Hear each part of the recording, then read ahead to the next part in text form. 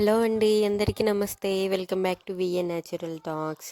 ఈరోజు మనం కారాలు రెసిపీ తెలుసుకుందామండి.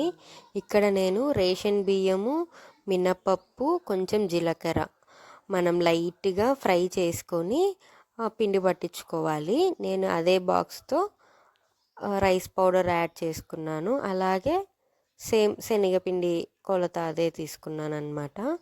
దాంట్లో కొద్దిగా సాల్ట్ యాడ్ చేసుకోవాలి.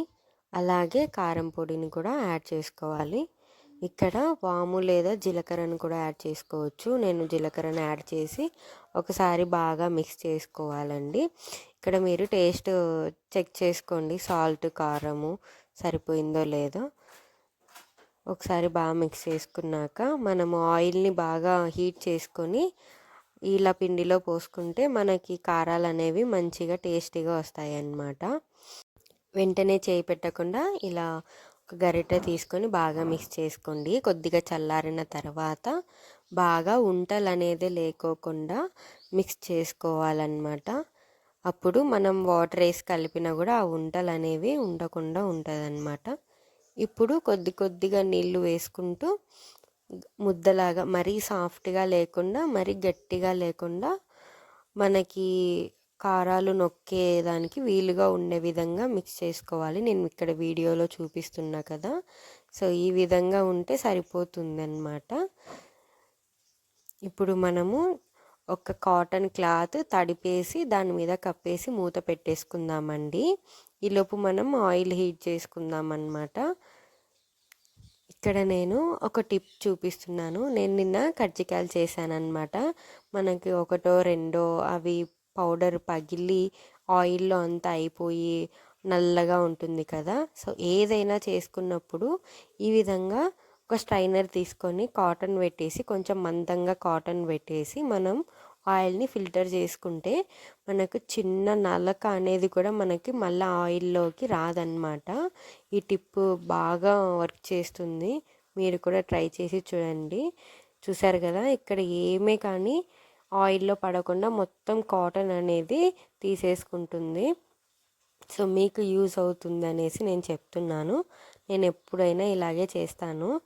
సో మీరు కూడా ట్రై చేయండి. నీట్గా ఆయిల్ అనేది అంతా వచ్చేస్తుంది. సో కొద్దిగా ఆయిల్ ఉంటే నేను ఈ విధంగా చేశాను అనమాట. ఇప్పుడు బాండీలో ఆయిల్ వేసుకొని హీట్ చేసుకోవాలి. కారాలకు ఎప్పటికైనా కారాలకు బాగా హీట్గా ఉన్నప్పుడు వేసుకోవాలి. తర్వాత మంట అనేది అడ్జస్ట్ చేసుకోవాలండి.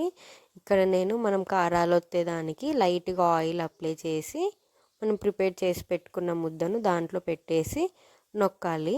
జాగ్రత్తగా చేసుకోండి. కొంతమంది హీట్ ఎక్కువ మేము నొక్కలేము అనుకునే వాళ్ళకి ఒక ప్లాస్టిక్ కవర్ కానీ లేదంటే ఇప్పుడు కాటన్ క్లాత్ తడిపాం కదా, దాని మీదైనా మనం చిన్నగా రౌండ్ షేప్లో నొక్కేసుకొని ఒక్కొక్కటిగా ఆయిల్లో వేసేసుకోవచ్చు. డైరెక్ట్ దాంట్లోనే వేయకోకుండా ఈ విధంగా ఆయిల్లో ఒక్కొక్కటి సపరేట్గా నొక్కుకొని దాంట్లో ఆయిల్లో వేసుకుంటే మనకు చిన్న చుట్టల్లాగా వచ్చేస్తుంది అన్నమాట.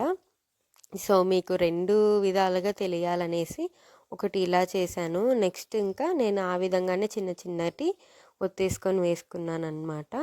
చాలా టేస్టీగా ఉంటుందని. మనము బియ్యంలో జీలకర్ర యాడ్ చేసాం కదా, మంచి స్మెల్ కూడా ఉంటుందన్నమాట. ఎప్పుడు ఉత్త శనగపిండితో లేదా ఉత్త బియ్యం పిండి మినప్పిండితో చేస్తారు చాలామంది. ఇలా రెండు మిక్స్ చేసి చేయండి, చాలా టేస్టీగా ఉంటాయి.